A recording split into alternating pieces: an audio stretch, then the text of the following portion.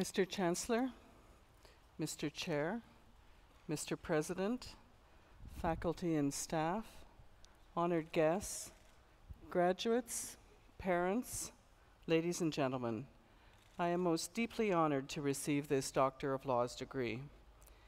When I was growing up on a farm in the province of Quebec, my parents impressed upon me, my sisters, and my brother the value of education.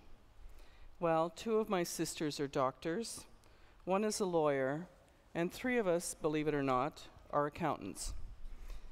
I know that my parents would have been very proud to see me receive such a prestigious honor from York University, just as I know that all the mothers and fathers here today are proud of this year's graduating class. And my congratulations as well to all of you. Here you are, degree in hand, ready to start your next adventure. Some of you may be continuing your education, some of you will be heading into the work world, and some of you may be unsure of your next step. Even if your heart is set on a particular direction, you should expect that there will be a few twists and turns along the way. And you should welcome the unexpected. Take it from me, good things can happen if you stay open and attentive to opportunities. After I finished my degree in commerce, I was looking forward to a long stay with a major accounting firm in Montreal.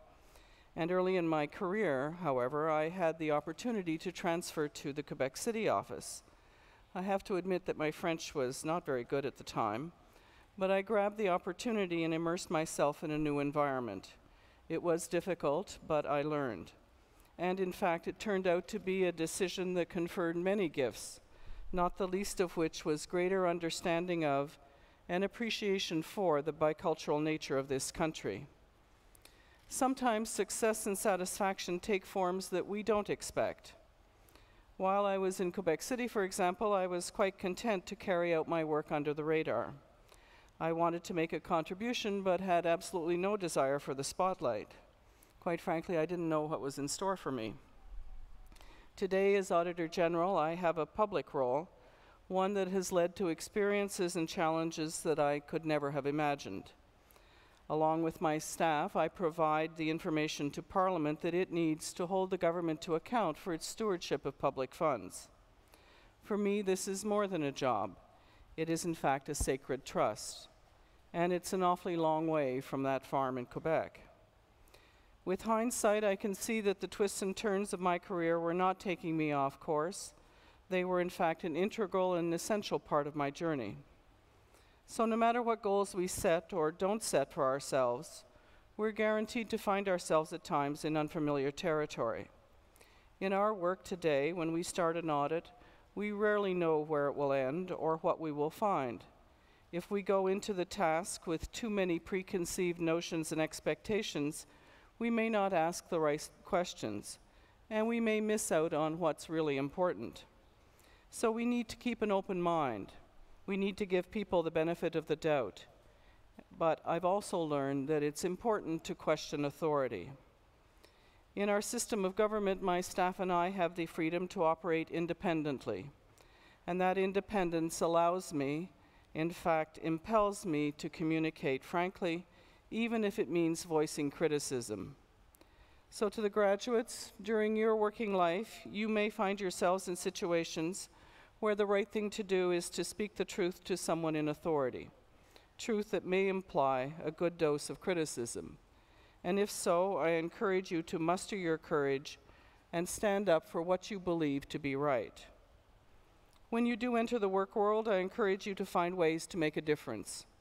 Think about your principles and how you can apply them. Look for ways to tie what you do to a higher purpose, one that you believe in, one that will inspire and motivate you. Now, since I have this opportunity, I can't resist giving you another bit of advice that is very dear to my heart. Always remember to have fun. We spend so much of our life at work that we owe it to ourselves to take pleasure in our efforts. Work has to have more meaning than a paycheck every 2 weeks. When I started out, I was determined to enjoy my work, and I can tell you that 9 years after becoming Auditor General, I still enjoy going to work every morning. Even though my mandate ends next May, you can be sure that I will continue to do my best in the time remaining to keep contributing towards government accountability and the effectiveness of the public service. I thank you again for the honor that you have bestowed upon me. I am always deeply touched when my work, which I feel includes the work of my staff, is recognized by an institution of higher learning. And let me leave you with one final thought. If you approach your life with the goal of remaining positive and determined, learning all you can, doing your best, holding fast to your values, and believing in your own unique gifts, you won't have to wait to find success. You are already successful. My thank you.